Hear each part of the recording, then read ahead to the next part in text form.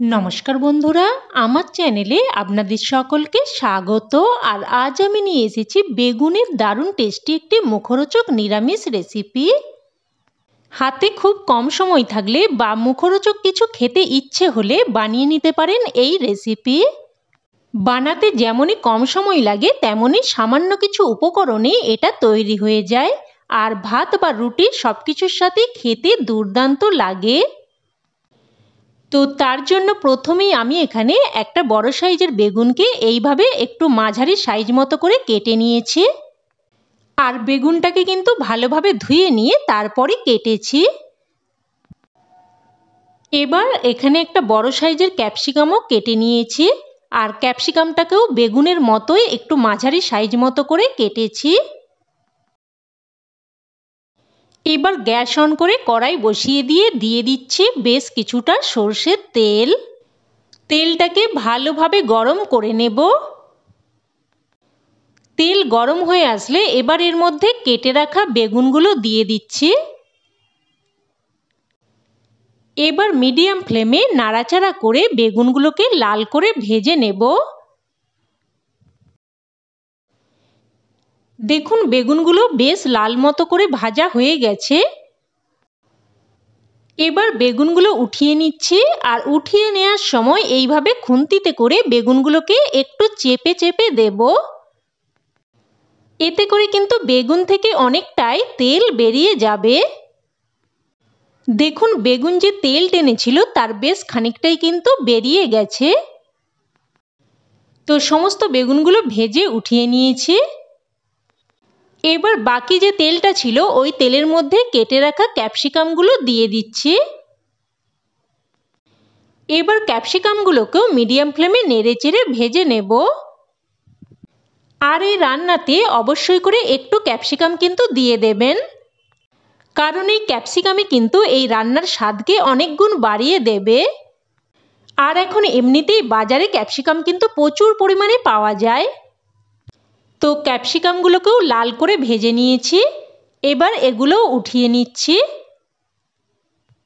এবার গ্যাসের ফ্লেমটাকে একদম লোতে করে দিয়ে এই তেলের মধ্যে দিয়ে দিলাম 1 চামচ মতো কোড়ানো আদা। আদাটা দিয়ে কয়েক সেকেন্ড নেড়েচেড়ে ভেজে নেব। আর তেলের মধ্যে আদা দেওয়ার সাথে সাথেই প্রচুর পরিমাণে কিন্তু তেল ছিটতে থাকে, তাই গ্যাসের ফ্লেমটাকে কিন্তু একদম লোতে করে দিয়েই আদাটা দিতে হবে। দেখুন আদাটাকে একটু ভেজে নিয়েছি। এবার এর মধ্যে দিয়ে দিচ্ছি টমেটো কুচি। আর এখানে আমি দুটো মিডিয়াম সাইজের টমেটোকে কুচি করে দিয়েছি। এবার টমেটোটা দিয়েও কয়েক সেকেন্ড ভেজে নেব। আর এই রান্নাতে কিন্তু কোনো রকম বাটাবাটির ঝামেলা নেই, শুধুমাত্র আদাটাকে একটু কুড়িয়ে নিলেই হবে। তো দেখুন টমেটোটা দিয়েও কয়েক সেকেন্ড ভেজে নিয়েছি। এবার এর মধ্যে দিয়ে দিচ্ছি অল্প একটু জল। এবার কিছু শুকনো মশলা অ্যাড করে দেব। তো দিয়ে দিচ্ছি অল্প একটু জিরের গুঁড়ো, অল্প একটু হলুদ গুঁড়ো, আর অল্প একটু কাশ্মীরি লঙ্কার গুঁড়ো, আর দিয়ে দিচ্ছি কিছু কাঁচা লঙ্কা কুচি। তবে ঝালটা আপনারা আপনাদের স্বাদ মতো দিয়ে দেবেন। এবার এর মধ্যে দিয়ে দিলাম পরিমাণ মতো লবণ।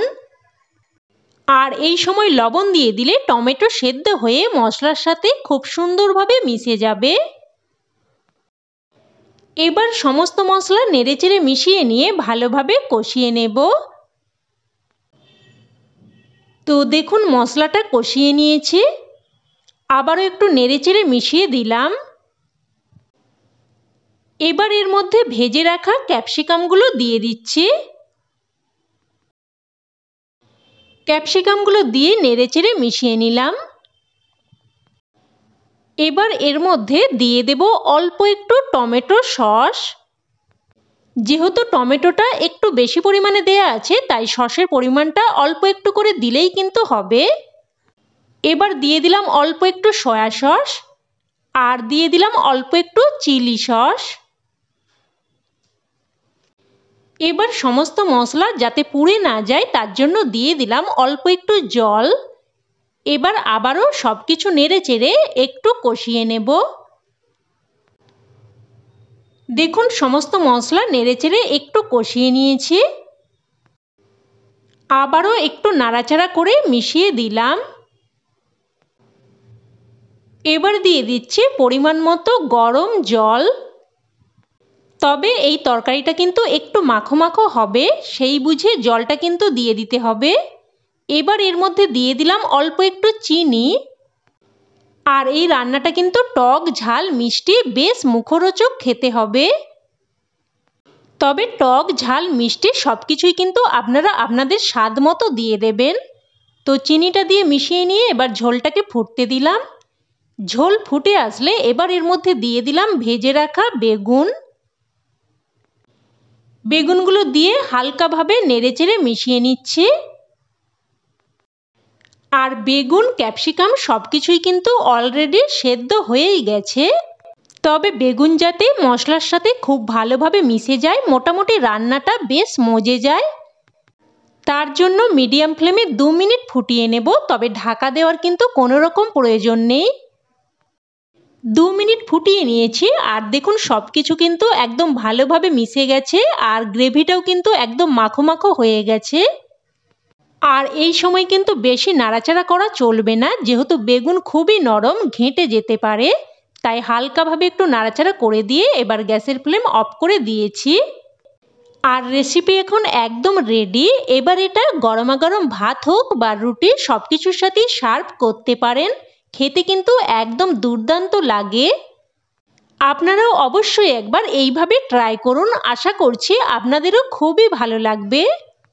তো বন্ধুরা, আপনাদের এই রেসিপি কেমন লাগলো অবশ্যই আমাকে কমেন্টে জানাবেন। আর ভালো লেগে থাকলে লাইক শেয়ার করতে যেন ভুলবেন না।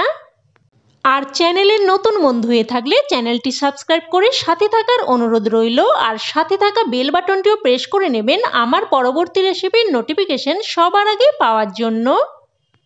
তো আজ তাহলে এই অবধি, আবার অন্য কোনো রেসিপিতে দেখা হবে। ততক্ষণে সকলে ভালো থাকবেন, সুস্থ থাকবেন। ধন্যবাদ।